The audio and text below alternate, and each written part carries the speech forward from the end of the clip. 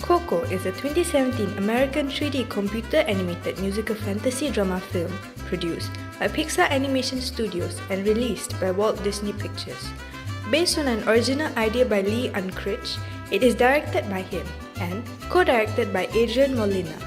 In Santa Cecilia, Mexico, a 12-year-old boy Miguel idolizes a popular singer, the late Ernesto de la Cruz, and wants to be a famous musician like him, even though his family strictly forbids it.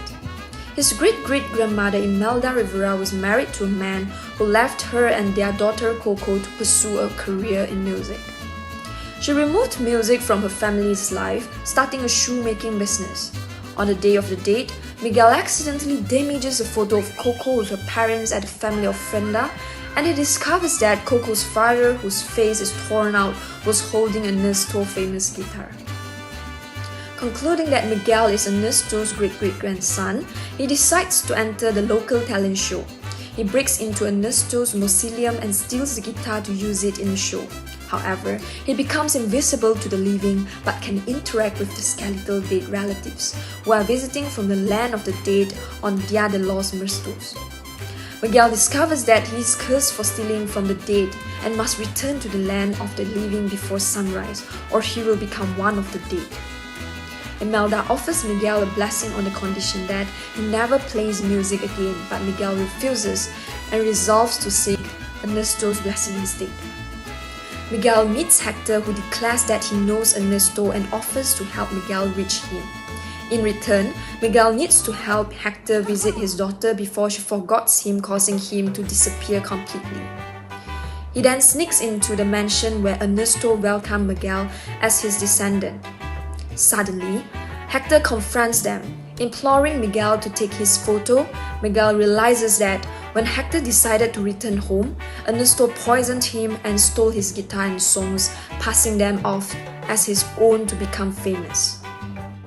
To protect his legacy, Ernesto saves the photo and throws Miguel and Hector into the cenote pit. Miguel discovers that Hector is his actual great-great-grandfather. Hector only wanted to go to the land of the living to see his daughter Coco again.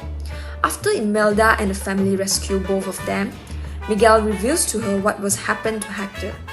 Imelda and Hector reconcile and the family retrieves Hector's photo. Ernesto's crimes are exposed to the audience and he is crushed by a falling church bell as in his previous life. Unfortunately, the photo falls into the water and disappears. As the sun rises, Hector is in danger of being forgotten by Coco and disappearing. Imelda and Hector bless Miguel unconditionally so that he can return home by sunrise. At home, Miguel plays Remember Me for Coco, a song Hector wrote for her. Coco brightens and sings along with Miguel. She reveals that she had saved the torn-off photo of Hector's face and then tells her family stories about her father, thus saving his existence in the land of the dead. Miguel's family reconciles with him, accepting both him and his music back into the family. 1 year later, using Coco's letters from Hector, the family destroys Ernesto's legacy and allows Hector to be rightfully honored in his place. In the land of the dead, Hector and Imelda join Coco for a visit to the living where Miguel performs for his family. Overall, as expected from another one Pixar animations, the directors yet again never failed to bring us on an emotional roller coaster. I myself, a 19-year-old teenager, was surprised to be shedding some tears during the emotionally overwhelming scenes throughout the movie, which only proves that the emotions were well displayed to captivate the audience regardless their age. The importance of family and the love and trust with each other along with the fatherly love was beautifully demonstrated. The hidden message of Coco is that remembering our loved ones allows them to live on so that we can learn from their successes and mistakes. Besides, Coco has also broadened our fantasies, incorporating with a little tint of Mexican folklore about afterlife with vibrant colors. The characters, mostly played by the skeletons, are quite amusing throughout the whole movie with their little stunts where they get to be whole after jumping off from a high cliff. While we might never have imagined how carefree the characters are being, and surely it would have given a fresh approach to the audience about animations. There's no way that we can ignore the beautiful soundtrack of this animated masterpiece, ranging from upbeats like Un Poco Loco, Ay mi amor, you make make me un poco loco, un poquitito loco. The way you keep me guessing, I'm nodding and I'm guessing. I'll count it as a blessing that I'm only un poco loco. Proud corazon.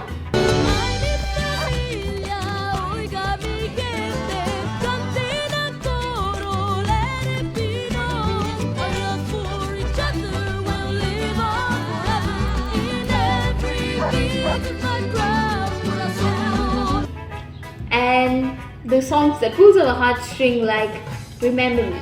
Remember me, though I have to travel far. Remember me, each time you hear a sad guitar.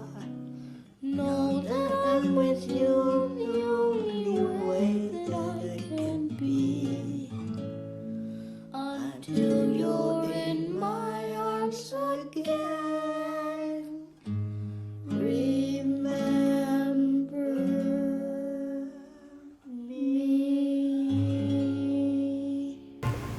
It's no wonder that these songs were able to capture the heart of their audiences, and also they won a variety of awards, including they even got nominated for the Grammys. The animation of the movie was extremely detailed and it was quite different from Pixar's previous work. The animators really pushed the boundaries of animation and they won many awards for it too. As a conclusion, I would say that Coco portrays the lesson that family comes first in a very fun, entertaining way, and without a doubt, I would give it a 5-star rating.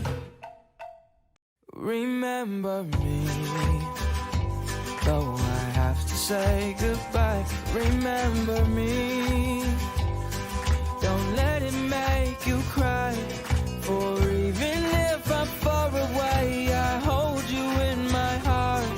I sing a secret song to you each night we are apart.